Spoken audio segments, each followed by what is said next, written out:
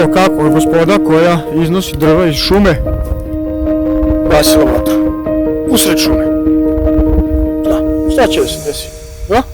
Šta može da se desi? Ništa.